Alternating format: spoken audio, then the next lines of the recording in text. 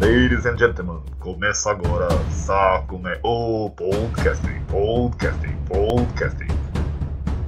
Bom, então, bom dia, eu sou o grande Matheus Notti, também pode me chamar de cachorro. Eu tô aqui para minha terceira entrevista e dessa vez já conversei, eu sempre quis conversar com duas pessoas que eu tinha visto lá no Pesadelo. Eu conversei, que foi minha primeira, com o Fábio, do Pé de Fala, e agora eu tô aqui com a Sibeli, da Heroes Burger. Bom dia, Sibeli. Olá, bom dia, gente. Tudo bem? Tudo bem, tudo jóia. Agradecer de você ter topado conversar um pouco. Imagina, eu que agradeço. Agora que eu fiquei sabendo que você falou com o Fábio. Então, falei que como eu fiz acho que anteontem, aí eu nem soltei ainda, porque eu tô indo atrás de gravar, e aí edição, e aí tem material que tá guardado pra sair antes disso.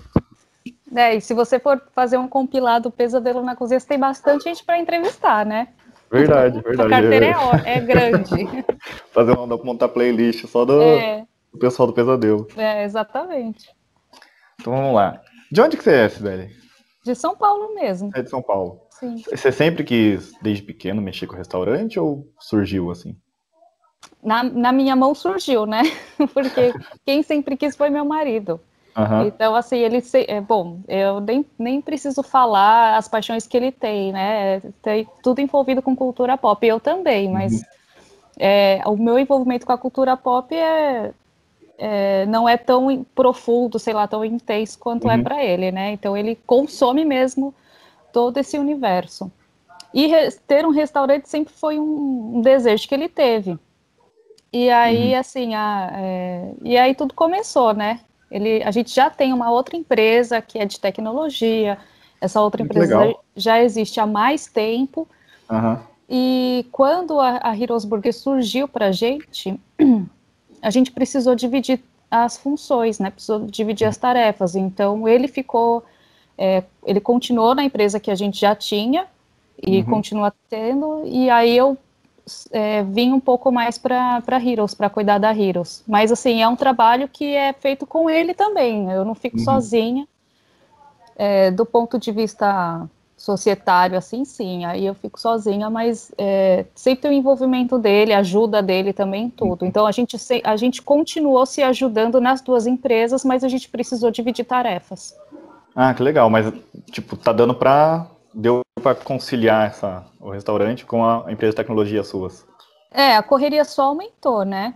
Para falar bem a verdade. A gente precisou fazer essa divisão e, inclusive, até contratar mais pessoas para ajudar a gente a fazer esse gerenciamento das coisas. Eu não consigo, por exemplo, eu me dedicava mais tempo e mais esforço a microgerenciar pequenas coisas na outra empresa, e aí a gente precisou de, sei lá, contratar pessoas para fazer certas funções que a gente fazia na operação e ficar mais na parte de gestão. E com a Heroes acabou sendo assim também. Como ela já começou bem pequena, eu comecei fazendo... não precisei de imediato contratar gente para me ajudar com a gestão. Então eu tinha a equipe, a equipe com produção, com preparação, atendimento, só que todo o resto, tudo que envolve os bastidores da Heroes, sou eu que estou envolvida. Então, assim, tirando a parte de marketing, contabilidade, que a gente acaba contratando mesmo pessoas para ajudar, para ter um nível um pouco mais profissional, porque precisa, ainda assim são coisas que eu tenho que lidar com o dia a dia, o administrativo, o financeiro, o marketing é um envolvimento da empresa, mas existe eu ali também mexendo, respondendo os clientes, o pós-venda também, enfim. Tudo que não está nas telas, tudo que se traduz no resultado final, tem o meu dedo ali. Até na gravação você fala que você que tinha que correr atrás de patrocínio, de divulgar. Sim, assim, nesse sentido, essa parte não mudou, por exemplo, de ter que ir atrás de parceria, porque tem muita coisa que, se você terceiriza, começa a perder um pouco a alma, a identidade. Então, eu até cheguei a fazer isso, né? Comecei a terceirizar por conta da demanda, e você começa a perceber que a essência vai se esvaindo, Por melhor que ganhando você mais seja, a cara do... por melhor que seja a estratégia. Então, tem horas que você tem que voltar a atuar enfim, mesmo que tenha alguém ajudando, você nunca fica 100% livre disso, né? Então, assim, essa parte de você procurar prospectar coisas continua sendo do dono da empresa, ainda mais numa cultura que é a Heroesburg, que precisa ter muita alma, né? Eu percebi que é uma empresa que precisa ter muita alma, então precisa realmente, não só o meu caso, mas quem esteja envolvido com a Heroes precisa ter um pouco da alma das pessoas ali. Mas aí, parece que quando você pegou a Heroes, né? Não foi você que abriu ela. Sim, ela já existia antes. Tinha como uma que outra... pinta essa oportunidade de como que apareceu? Tipo, tem um restaurante, será que vale a Então, pena? meu marido achou na internet, foi um anúncio na internet. Aí Anunciaram a Heroes na internet, tipo, olha, eu estou vendendo essa empresa, e ela era do interior, eu não sou do interior de São Paulo, eu sou de São Paulo. E aí o meu marido já pensando em diversificar investimentos e tudo mais, falou, bom, a gente já diversifica alguns pequenos investimentos que a gente tem, e eu queria fazer uma variação dentre eles numa outra empresa. Falei, tá, fale mais, como que é isso? Aí ele me mostrou o anúncio da Heroes. Só que assim, mesmo que eu não tenha idealizado da mesma forma que ele idealizou, quando a gente olhou o anúncio, as fotos, como o serviço era bem feito. O salão, né? O salão era bonito, a comida é boa. E aí eu falei, bom, eu acho que sim, eu acho que dá para a gente tentar. Só que no meio desse... Quando isso estava acontecendo, quando ele me mostrou esse anúncio, eu estava fazendo um MBA também. E aí, aí no meio disso eu aproveitei que eu tinha precisava fazer minha tese lá no MBA e acabei fazendo o planejamento de negócio da Heroes enquanto eu fazia pós-graduação. E assim, fazendo isso com orientação, com os meus orientadores, e eu fazendo todo esse levantamento, né, do negócio, é como se eu estivesse criando ele do zero. Eu cheguei na conclusão que eu falei, bom, ele está lá no interior, mas ele não vai... o negócio não vai atingir sei lá, o retorno esperado ou o nível que a gente deseja estando lá no interior. A gente precisa trazer para São Paulo. Eu falei, bom, só funciona comprar nessas condições, só funciona comprar se a gente seguir esse plano aqui. E assim foi feito. A formação sua é de quê? Eu sou jornalista e o MBA é em gestão empresarial. Então, nossa, deve ter dado uma ajuda tremenda para poder... o MBA seu de... Com certeza, porque assim, a minha formação me ajudou na parte, por exemplo, de definição de público, de entender a massa, de entender o tema, né? Então, você trabalhar o conteúdo. Agora, o MBA me ajudou nos bastidores, em trabalhar precificação, precisa ter planejamento tributário. Então, essas coisas, assim, me ajudou bastante a levantar, por exemplo, se compensava... Porque, assim, a gente ia ter que fazer 2 investimentos. Um era comprar a empresa e o outro era trazer para cá. Então, poxa, aí eu falei, olha, vai sair 2 vezes mais caro, então precisa ser 2 vezes melhor. Então, foi um desafio bem grande trazer ela para São Paulo. E foi nessa mudança, né, então, de sair do interior para São Paulo que você disse que perdeu muita coisa, né? Você fala em que sentido? De material, por exemplo, os pratos que você fala que perdeu prato, perdeu copo. Foi na mudança, decoração também, por exemplo, quem fez a mudança foi eu, na época eu tinha um carrinho, um mob, para você ter uma noção. E aí eu contratei um caminhão para mudança. Maquinário foi lá no caminhão, mas boa parte da decoração foi comigo, então eu quebrei muita coisa. Nossa, mudança é um saco, eu já fiz umas 2, 3 vezes. Eu quebrei muita coisa de decoração, uns copos lindos que a gente tinha, então a gente chegou aqui quase não tinha louça. Nossa. Então, assim, o salão lá era muito bonito, mas eu tinha, sei lá, 12 mesas. E me mudei para um salão que comportava, sei lá, ali comporta 40 mesas, é muita coisa. Então, além de eu ter que investir em ter mais louça, em ter mais insumos para atender aquele salão, eu tive que compensar os que eu perdi na mudança. Fez parte do processo, né? Nossa, que triste, você perdeu os copos. Você falou que era um copo bonito, louça bonita, a decoração, os action figures e tudo mais. E aí, Nossa. como assim, a mudança, a gente precisava, digamos assim, reformar o salão e tudo mais, eu não consegui comprar com a mesma qualidade, da mesma forma. Então, eu comprei algumas louças, assim, mais básicas, né? Até Eu porque falei, ia aumentar o número de louça, de mesa, porque foi para um lugar bem maior, né? porque teve que aumentar e padronizar também. Então, assim, no começo nem padronizado era, né? No começo era... Igual de casa. Era misturado, era a louça que sobrou com a louça que eu comprei. E assim foi. É o jeito, né? Nossa, caiu aqui. E aí, quem tem a decisão de chamar, né, o Jacan lá pro programa, quanto tempo que você já estava lá, funcionando na Heroes, até a chegada do Jacan lá? Bom, quando a gente inaugurou a Heroes em 2019 mesmo. Porque, é recente, então. O processo da mudança foi todo em 2018. Então eu fiquei, digamos assim, final do ano de 2018, totalmente com a Heroes fechada, só que eu já tinha funcionário, eu já tinha que pagar funcionário e ela estava fechada, reformando. O que aconteceu? Os funcionários me ajudavam com a reforma. O Marco, inclusive, né, estava no meio disso. O Rafa, que está no Pesadelo, também me ajudava com a reforma. E quem fez a reforma lá foi, assim, eles e a galera da construção. Uma amiga nossa que é arquiteta também foi lá e ajudou. Então, assim, foi uma coisa meio que um mutirão, A gente fez um mutirão. Você ajudou para pintar, para consertar o que precisava? Sim.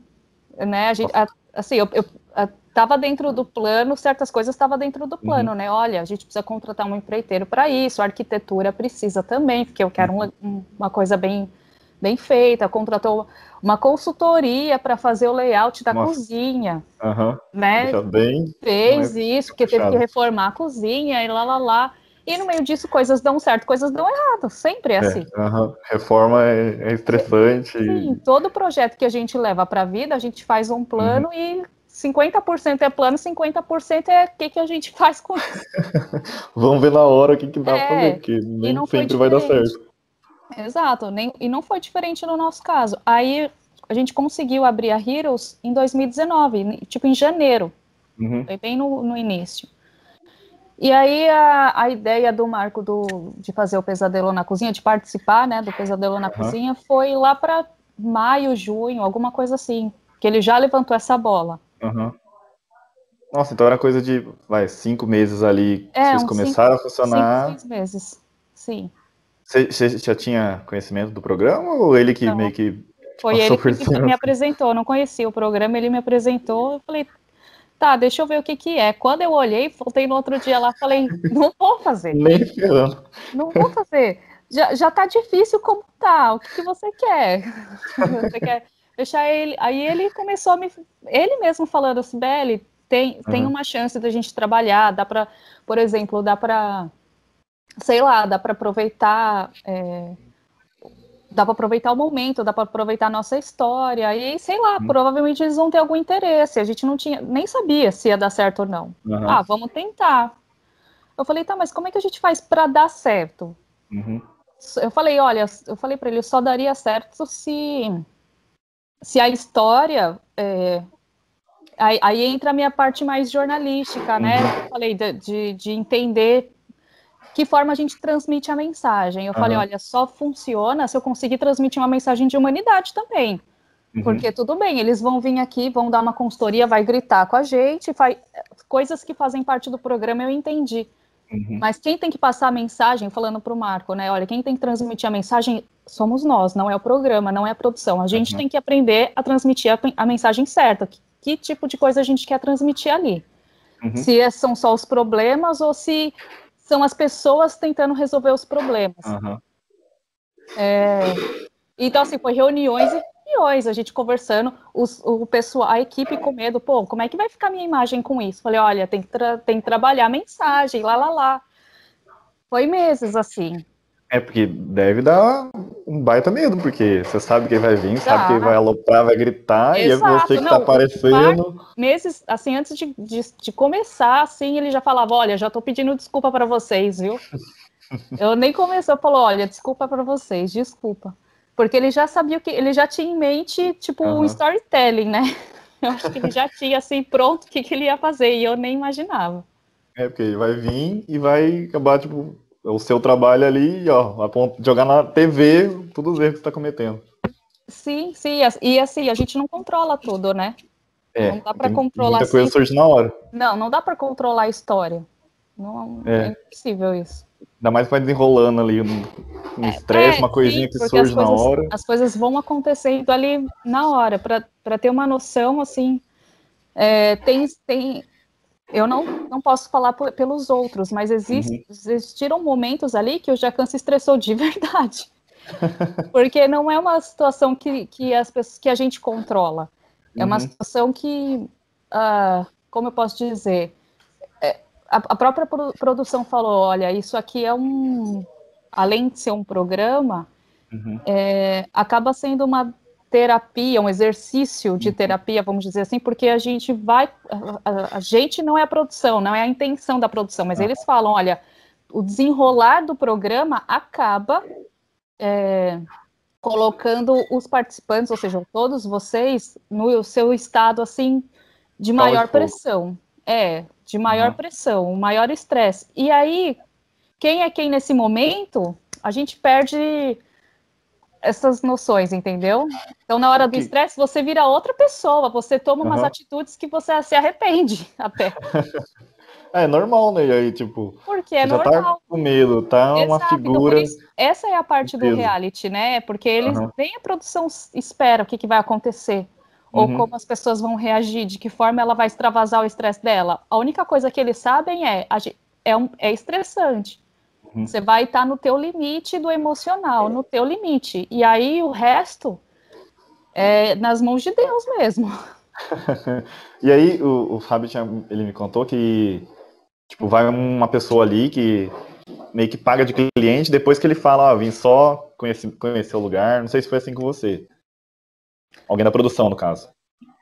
Sim, isso acontece.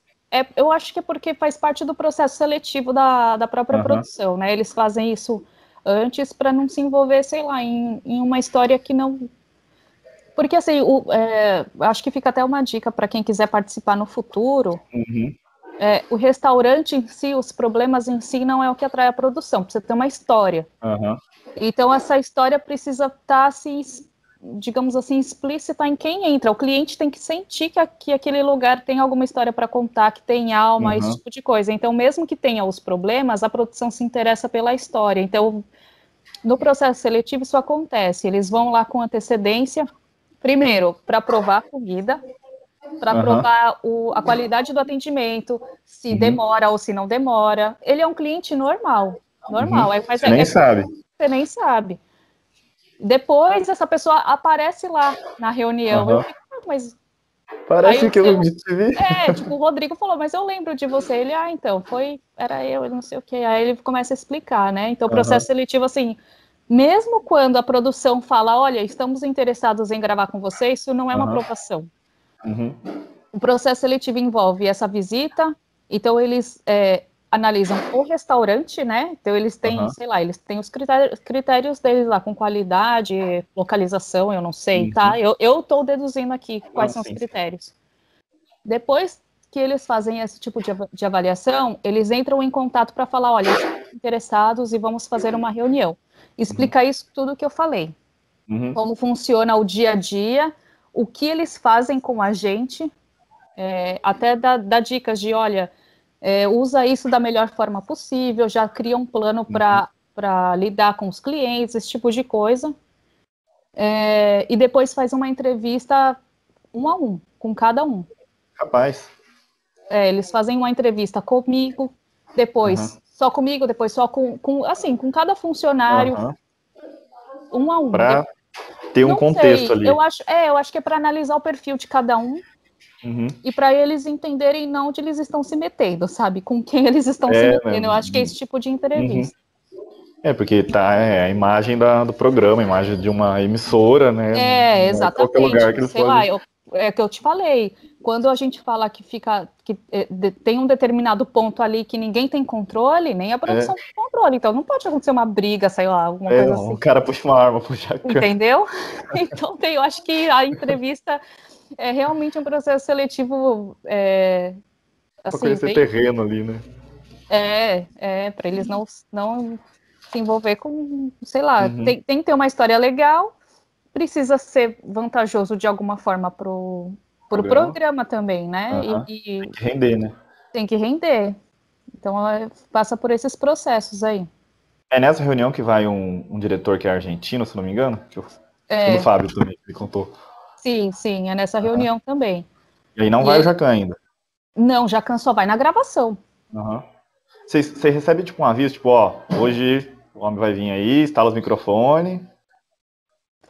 Porque assim, a gravação começa na segunda e termina na sexta. Isso é muito rápido. Domingo, muito rápido. Só que no domingo eles já começam, a produção já chega lá para começar a instalar tudo. Eles instalam câmera, iluminação, microfone, sei lá, eles começam a instalar tudo no domingo. Então eu fico sem funcionar do domingo até sexta-feira. Nossa. Entendeu? É um dia inteiro. É um dia inteiro só para instalar toda a parte técnica deles lá. Eu não sei como foi nos outros episódios, mas no nosso caso eles precisaram alugar uma casa ao lado para fazer uma ilha de edição. Caramba! É muita coisa envolvida. Tipo aqueles fogão que fica na rua, assim, e aí tá disfarçado, tem alguém mexendo no computador. Tipo isso, eu não sei como foi no caso dos outros, mas ali ele tinha um espaço para eles alugar, tinha um espaço lá alugando, aí eles acabaram alugando ali. Caramba! E a produção fica ali, então é muita gente mexendo as coisas, assim. Parece que a produção é um câmera, no máximo uma produtora, mas é muita gente. Nossa, e não é estranho, tipo, você tá lá acostumado com o seu pessoal, do seu dia a dia, né? E de repente tem uma monte de gente te filmando, sei lá, não incomoda ou depois acostuma igual o BBB, sei lá? Não, com certeza. Principalmente porque, além de incomodar, atrapalha a nossa Intimidade correria lá, ali, né? Porque... também, porque muita gente, né? Atropela. No nosso caso lá, que tinha o Rodrigo atendendo, ele quer virar assim, aí tem que desviar do câmera, e você já tá com a cabeça em outro lugar, entendeu? Mas é isso. Então, aí o Jacan chega lá, e ele é bravão mesmo, tem hora que ele ficou pistola de verdade. Tem situações que é o que eu te falei, nem a produção espera.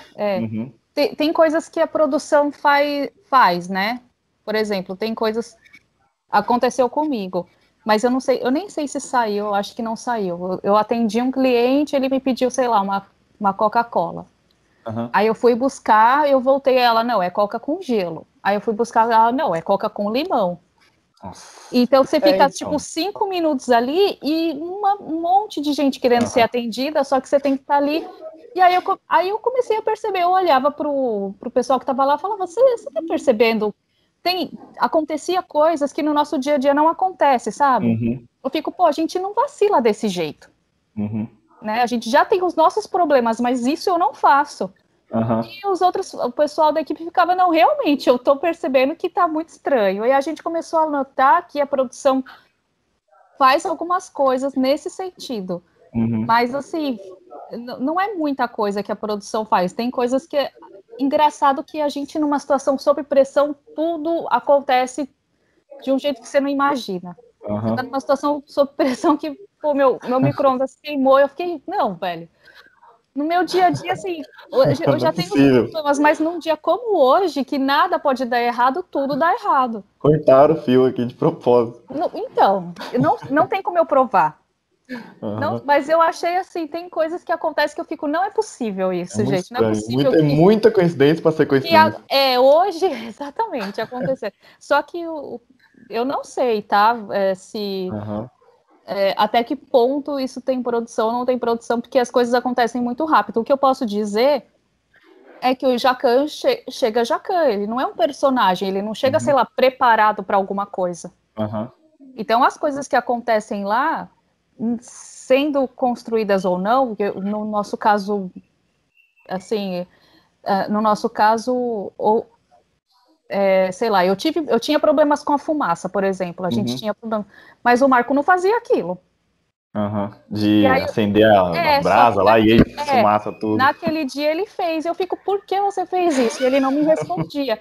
Só que o Jacan não está preparado para essas coisas, eu não sei, tá, como é, mas me dá a impressão que a produção não avisa porque precisa de realidade, ele precisa Ser entender a ele situação mesmo ali, por né? ele mesmo. Então, me parece, é a impressão que eu tenho, que ele não chega lá preparado. Tipo, olha, esse restaurante passa por esse tipo de problemas. Ele vai descobrindo lá durante Ele vê na hora lá. Ele vê na hora, ele descobre na hora. E aí o pau tora, né? É isso. Caramba. Esse negócio de cliente realmente é um pouco estranho, né? Porque às vezes a gente vê, sei lá, a pessoa pega a água, e essa água aqui está um pouco estranha. Tipo, tem reclamação que a gente mesmo na TV, ainda mais vocês que estão lá ao vivo presenciando, a gente na TV fica. Tá meio estranho essas Não, mas, reclamações assim, aí. engraçado que a parte legal do programa é que o telespectador também consegue diferenciar o que é e o que não é. Porque quando não é, vocês conseguem perceber que não é também. Então, essa é a parte boa também. Vocês sabem, não, isso aqui eu já vi em outros episódios e aí, sei lá, tá muito batido. Mas tem coisas que acontecem e fala, caramba, ele fez tal coisa e assim, é o que eu te falei. Nem tudo a produção tem absoluto controle das coisas que acontecem. Então, tem coisas que realmente você fica, nossa, é uma situação pensada. Porque o Fábio me contou que os clientes, eles têm que se inscrever. Não sei se foi assim com você também. Se inscreve numa produção lá, e por isso que às vezes, por isso o programa tem que render com bastante gente, né? Então por isso que tem bastante gente, que é o pessoal que já se inscreveu para ser cliente. Esses dias que a gente grava, eles ficam o restaurante fica fechado, a gente não pode receber cliente, sei lá, espontaneamente. Mas essa parte que esse cadastro acontece, mas a produção faz isso mais para se garantir com direito de imagem, por exemplo. Então as pessoas conseguem se cadastrar para serem convidadas a participar. Então, assim, acaba virando um cliente. Poxa, é uma pessoa que se inscreveu, ela não é, sei lá, crítico gastronômico, ela não está lá para avaliar nada, ela só se inscreveu, qualquer um pode se inscrever.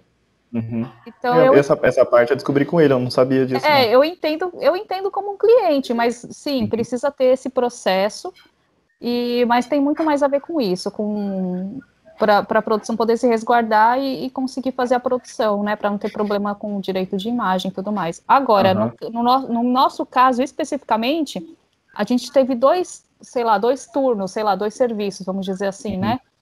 Teve o antes e o antes da reforma e o depois da reforma. Quando teve o serviço depois da reforma, aí aqueles clientes realmente são meus.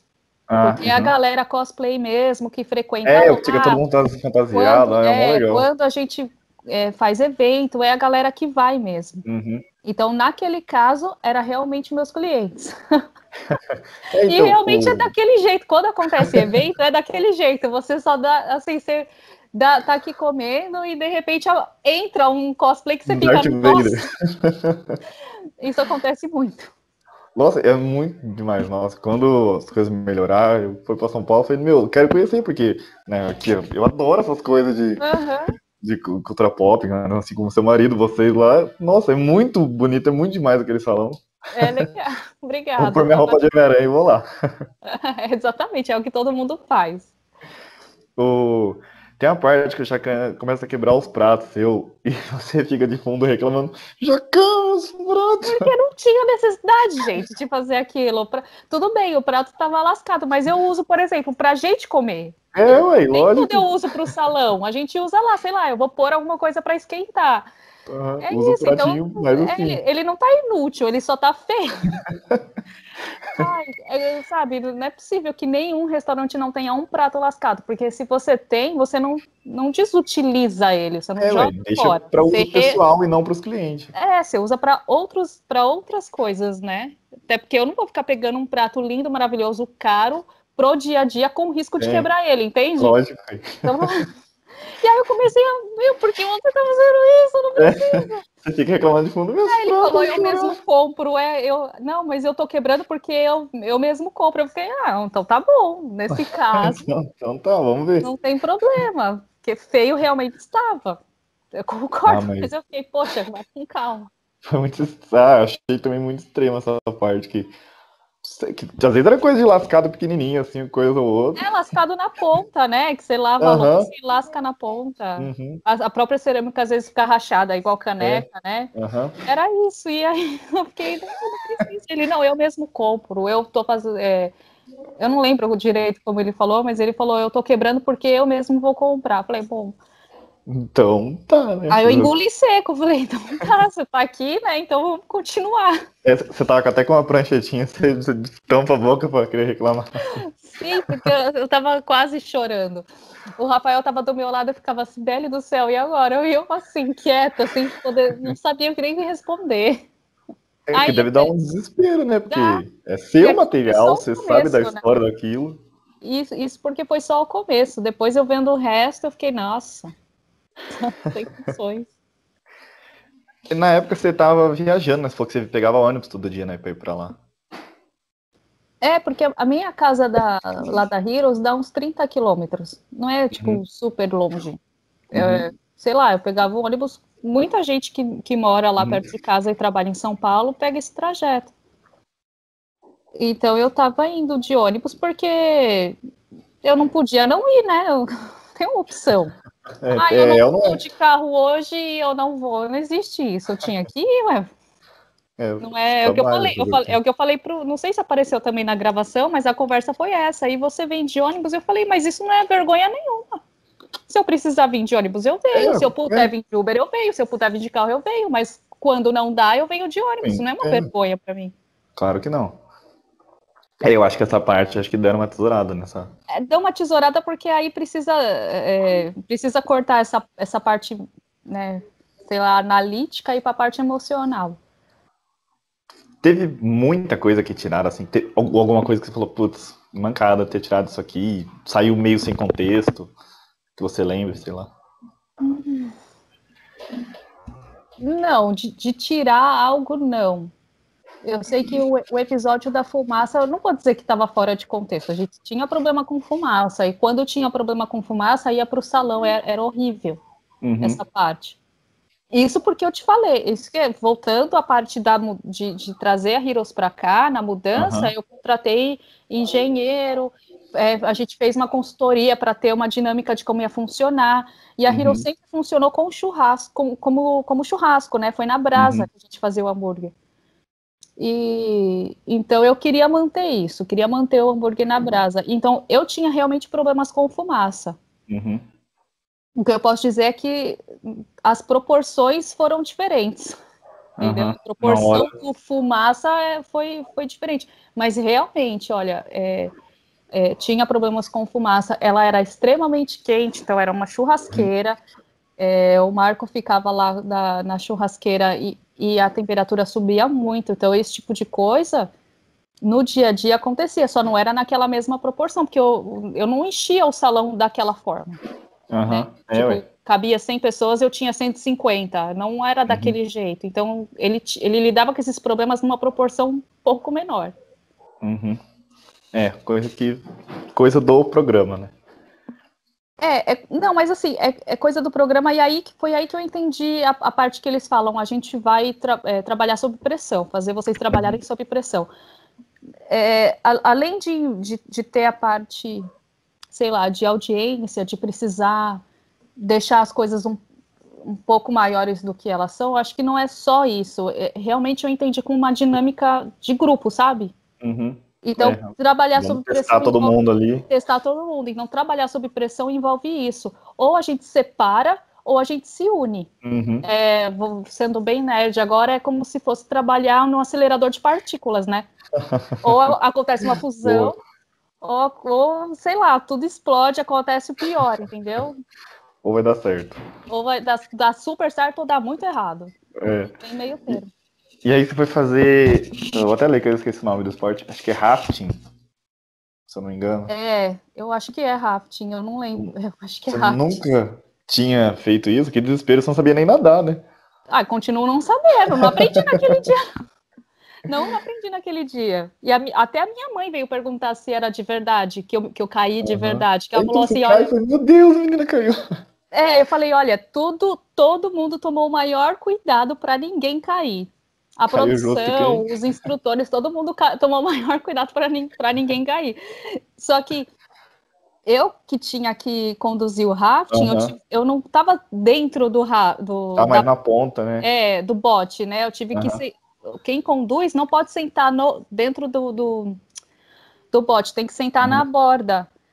E tem um lugar para você colocar os pés e tudo mais. Só que uma coisa é eu falar, outra coisa é fazer, entendeu? No meio da água, agitado, já tá molhado, escorrega. Eu fiz tudo que não podia fazer, eu fiz. E aí eu acabei caindo. Você se machucou ou não? Machuquei. Eu machuquei o quadril. Desespero. Caramba! Porque depois quando... Eu não sei se aqui na tua entrevista você vai conseguir cortar para as imagens de lá. Eu posso tentar fazer, eu não sei, por causa às vezes a questão de imagem do YouTube. Não sei. É que tem eu acho que você consegue, sei lá, 2 segundos você passa, né? Então, assim, no exato momento que eu caio, se você reparar, eu caio em cima de uma pedra. Então, ali eu machuquei o quadril. Só que aí, quando eu caí, eu fui parar lá no fundo do rio e depois voltei. Nisso que eu fui parar lá no fundo, eu ralei o tornozelo, não foi nada demais, não, mas o quadril sim, o quadril eu bati. Caramba, velho, que perigo. Mas ali na hora da adrenalina, eu fui ver no outro dia o que aconteceu. Na hora da adrenalina, você só quer sobreviver, então eu não senti nada. Não senti a pancada ali na hora. Meio que anestesiado. Você só quer voltar pra superfície. E como... sobreviver. E nada dessa superfície chegar. Aí o instrutor que estava lá no bote também, eu só ouvia ele gritando, pega minha mão, pega minha mão. E eu procurando a mão, né? Eu fazia assim para todo lado, não achava a mão dele. Aí ele que me achou. Caramba, que desespero, ainda mais com água. Ainda mais que eu não sabia nadar. Então, eu não estava com tanto medo porque eu estava com colete. Eu 100% confiando. Falei, bom, é o colete. E o instrutor falou, olha, quem cair, caso acontecer de cair, não fica, sei lá, tentando vencer a correnteza e tentar subir nadando, sabe? Só boia. Eu lembrei disso? Lógico que não. Lógico que não. No desespero, Era pra você ter boiado. Eu falei, nossa, eu nem lembrei. Tá. Vamos fazer de novo. Não, tá doido. Não, mas se precisar que eu vá de novo, eu vou de novo, mas... Nossa, que coragem, cara. Aquele dia foi tenso, eu também não esperava. Eles ficaram, tipo, a produção teve depois, tipo, um amparo, uma preocupação com você, questão de médico, sei lá, o próprio Jacan, que você machucou, pô. Teve, porque ficou todo mundo, vem aqui, vamos ver como você tá. Eu fiquei, gente, eu estou normal, está tudo bem, tá tudo normal. Falou, não, pera, a gente vai... Tanto é que se você for ver, acontece de dia, a gravação do rafting acontece de dia, mas a gravação do nosso depoimento já tá de noite. Porque nesse intervalo eu tava, e aí, né? Como é que você tá? Não sei o quê. E eu tava bem. Eu fui ver no outro dia só a pancada, mas também, assim, eu não foi nada grave. Sabe? Não me machuquei, não me machuquei de verdade. Foi só a pancada de ter caído só. Só o roxo ali no outro dia pra ser lembrado. Só brincadeira, isso. a arte que você fez. Exatamente.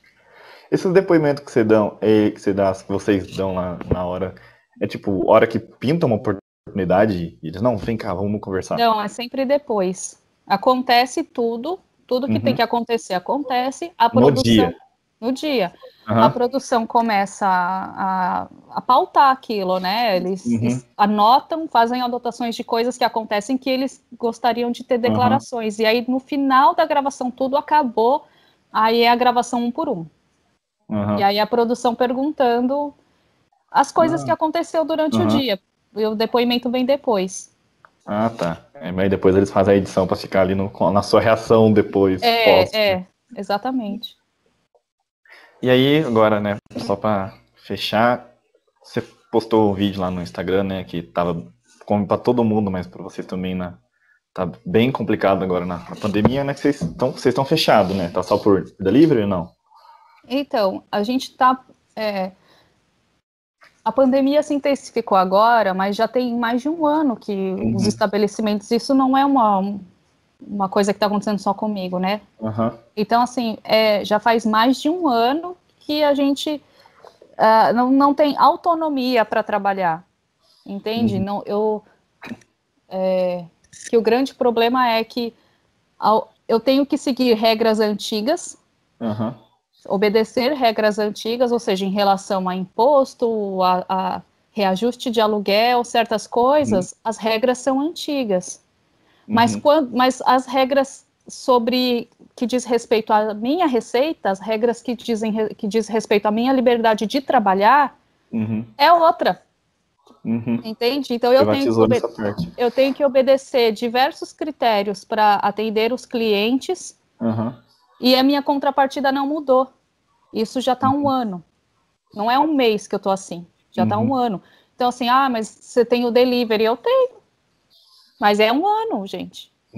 Entendeu? Então, assim, do ponto de vista, é o que eu estava te falando, do ponto de vista de quem está na parte de gestão, essa conta já não estava fechando lá atrás. O que a gente faz é renegociar, adaptar, faz tudo que for necessário. Só que essa conta não está fechando já tem muito tempo. Então, quando eu coloquei ali a Pratos Limpos, foi até uma recomendação de um dos meus funcionários. Falou assim, velho, por que você não vai lá e bota a cara mesmo para explicar como as coisas estão acontecendo? Porque, para ser bem sincera, a quarentena que está sendo para mim não está sendo diferente para outras pessoas. Tem gente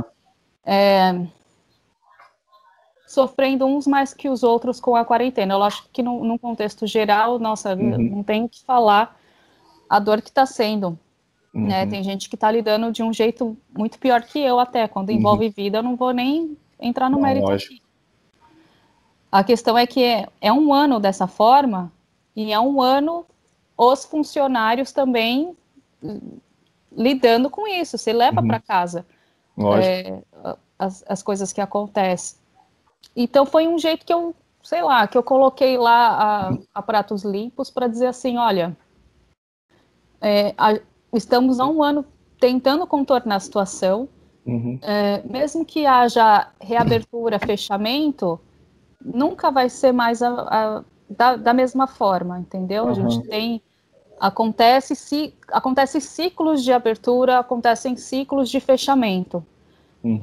Ao longo do tempo, os estabelecimentos, com certeza a gente vai ter que se adaptar a isso. Já estou fazendo isso. Mas o hoje... então assim, a gente já faz essa adaptação. Mas o hoje, os funcionários estão... certas coisas para eles também não mudaram. Por exemplo, eles têm dias que eles vão trabalhar, como é só delivery, eu não preciso de todo mundo, então a gente faz escala. Só que a conta deles não mudou. É a mesma, pelo contrário, independente do dia. Pelo contrário, porque a questão ali, principalmente que eu fiz lá, que eu desabafei, é um jeito de lidar com o ser humano ali que eu não sei, sabe? Graças a Deus, certas contas eu estou conseguindo renegociar, mas alguns funcionários não conseguiram renegociar o aluguel, sabe? Aí, que você fala de gente vendo até despejo, questão de... Sim, mas olha, não consegue renegociar o aluguel, aí rescinde o contrato. Só que a multa é, assim, absurda. E aí eles têm que lidar com isso, com a casa fechada, e assim, fatalmente, eles acabam me procurando, falando, olha, ajuda, e assim, já tem um ano que a gente está dessa forma. E aí, assim, eu consigo fazer alguma coisa até a página 5, quando eu já não tenho muito recurso. Tem hora que não dá mais. Eu também não tenho muito recurso. Escolha sua. Até porque a empresa está fechada, e mesmo quando abre com diversas restrições, mesmo quando abre. E aí foi que um dos funcionários deu essa ideia, olha, joga real, se você puder, aproveita os seus seguidores. E aí eu fiquei pensando, pô, é tudo que eu tenho, é tudo que me sobrou, sabe? A gente ainda tem a Heroes, estamos avaliando todo tipo de adaptação que for necessária. Então, eu estou trabalhando outros canais de venda, estou trabalhando aqui o online. Quem está formatando o online sou eu, tipo canal online. Então, essas coisas já estamos fazendo, porque a Heroes não é o plano, sei lá, fechar, e a gente também não é o plano não se adaptar. Eu acho que né, a gente tem que dançar conforme a música. Adaptar. Tem que dançar conforme a música. Só que tem coisas que acontecem ali na hora. E não dá tempo. Eu estou fazendo um plano de adaptação que não vai, sei lá, ter um resultado imediato, sabe? E aí eu fiz aquele vídeo para falar deles. Para falar que... que você pede ajuda bem, tipo, foco neles, né? Para ajudar essa situação que eles estão passando. Porque, no meu caso, enquanto Heroes, eu continuo me virando sei lá, do jeito que eu estou me virando agora. Que, assim, com aquele vídeo, vieram pessoas me ajudar, vieram pessoas ajudar a Heroes. Falou, olha, estou fazendo isso pela Heroes, estou fazendo essa contribuição para vocês conseguirem reabrir e tudo mais. Isso foi muito bacana, foi um gesto muito legal. Mas no vídeo eu estava realmente falando deles. E querendo ou não, tipo, qualquer ajuda será bem-vinda, né? Tipo, você tá no zero ali em questão da ajuda, e o que vier é uma ajuda, tal. Volto a dizer, nem toda ajuda é monetária, nem todo... nem tudo que tem valor é monetário. Na verdade, pouca coisa que tem valor é monetário, né? Para falar bem a verdade. Então, teve pessoas também que vieram com dicas também. Olha, eu estou fazendo esse tipo de estratégia, tenta falar com fulano de tal, para ele divulgar. Eu vou aqui divulgar. Teve um cliente que fez um videozinho, ele postou nas redes sociais dele. Então, assim, essa parte está sendo bem legal. A mobilização é muito bonita, né?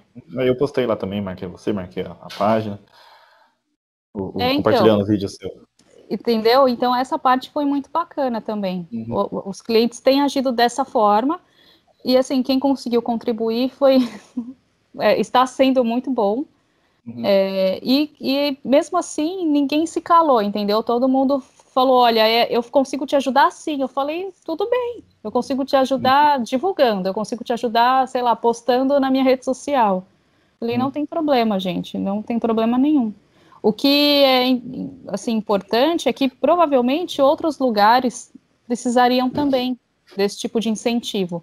Nem tudo é dinheiro, mas incentivar, falar, olha, tenta fazer isso, eu tenho essa dica, para mim deu certo fazer tal coisa. Porque tem horas todo mundo se ajudar, né? Que tá todo mundo no mesmo barco. Exatamente, porque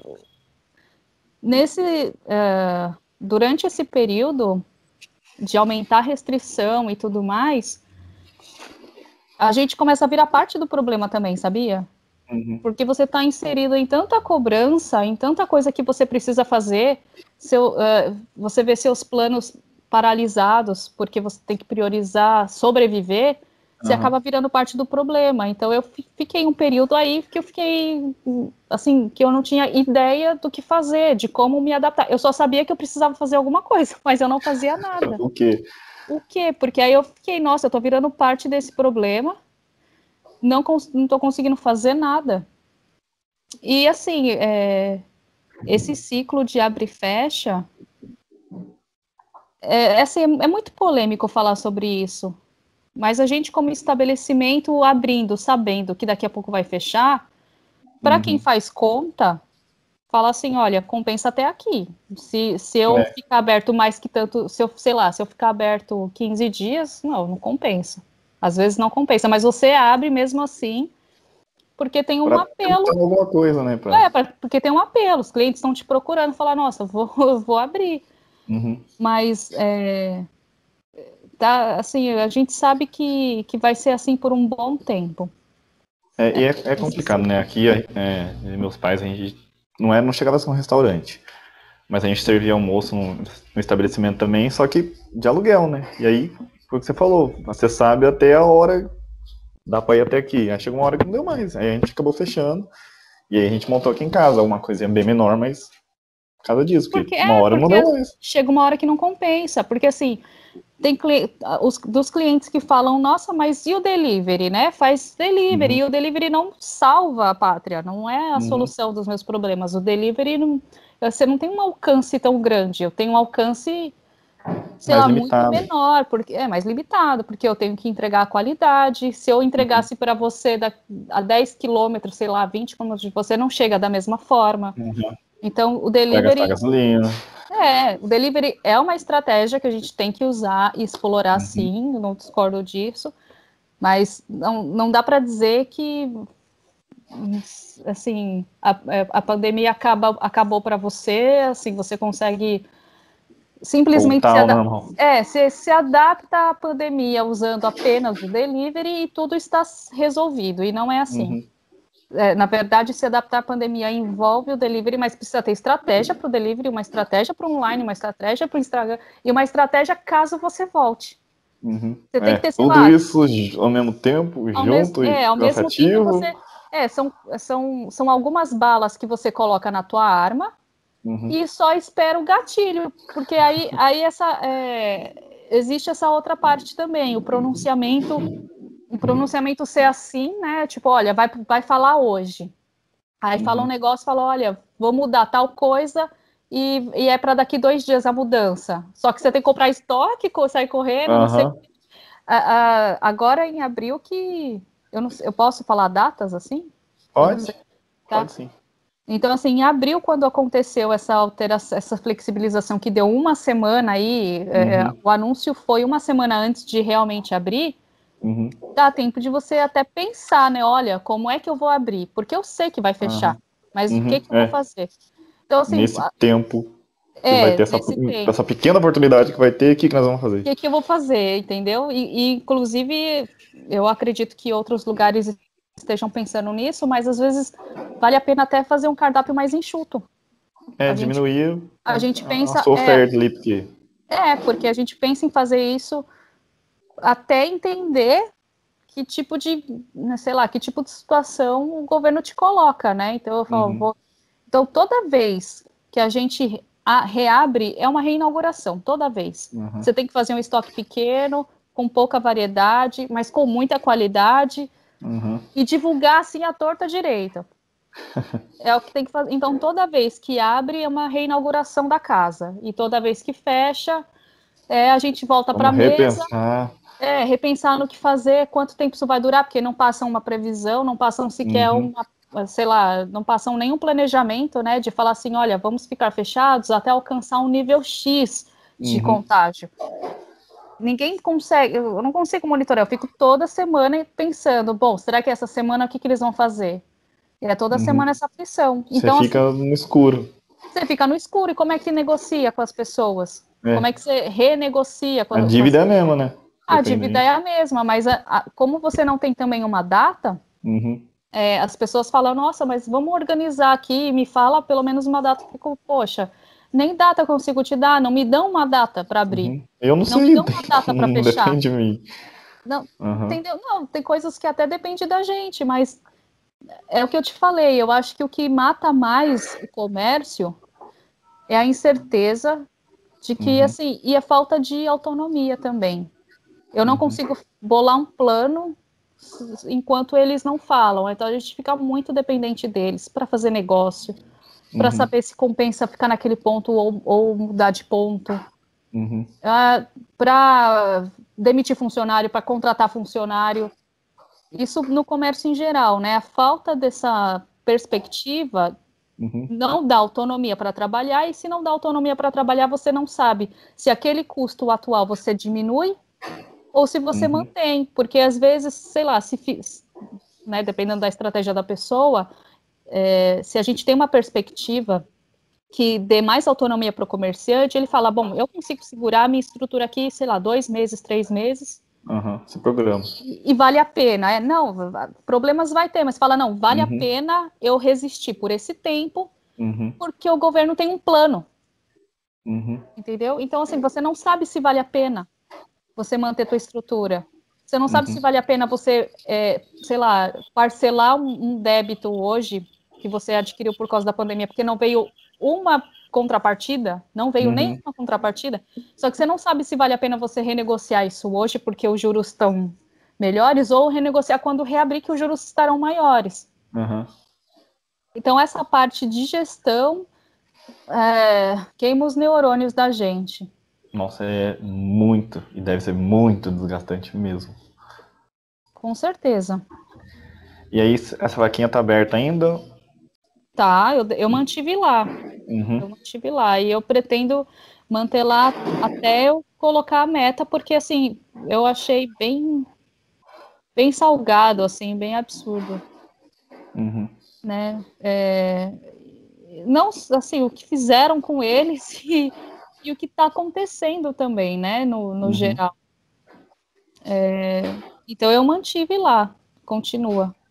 Eu vou, se você me autorizar, né, quando eu soltar, vou deixar aqui na descrição para quem estiver no YouTube, para poder deixar o link da vaquinha, vou deixar o link do seu Instagram também, para poder acompanhar tudo, o andar da carruagem. Aí você me consulta, né, você fala, olha, tá, continua lá, e aí eu vou saber te dizer, eu não sei. Porque aí eu acho que não sei quanto, eu não sei, não posso dizer data de quando que eu vou soltar o nosso vídeo aqui.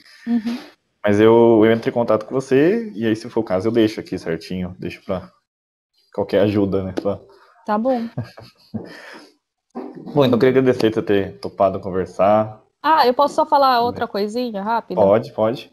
Então, assim, além da vaquinha, a vaquinha foi mais para assim, para a equipe, né, para essa situação específica.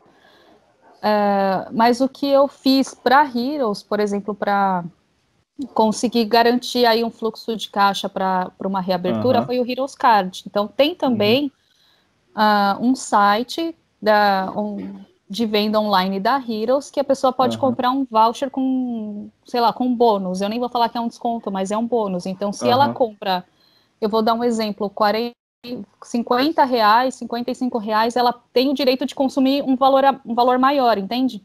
Entendi. Então, o Heroes Card serve para isso, porque a pessoa, além de ajudar a garantir que a gente reabra, ela também garante o direito de, na hora de reabrir, poder consumir com mais vantagens, entendeu? Com mais benefício. Então, eu acho que aquele formato que eu coloquei ali foi mais para ser um ganha-ganha. Esse Heroes Card, então assim, ele é um crédito que eu compraria online, e aí quando for reabrir, que aí eu tenho direito de usar ele. Quem comprasse, né? Sim. E aí você vai ter um direito de utilizar até um valor maior do que você comprou. Ele não tem uma validade? Não, até o fim do ano. A validade é até o fim do ano. Tá, como é tanta incerteza, eu coloquei até o fim do ano, porque, volto a dizer, é cíclico, né? Então eu gostaria que a pessoa que comprasse, digamos que na oportunidade de reabertura não consegue consumir, aí fecha de novo, ela consegue ainda manter o voucher lá para quando for reabrir. Então você ganha o direito ou a possibilidade de vir visitar a gente. Então isso aí é através de um site que se adquire? Lá no Instagram tem um link do site.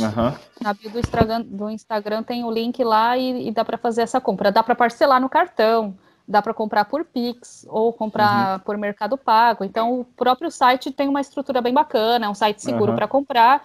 E aí você recebe esse voucher virtual. Você recebe um código de transação que valida qual é o valor que você comprou e o valor que você tem direito a consumir. Legal. Eu não tinha conhecimento disso, não.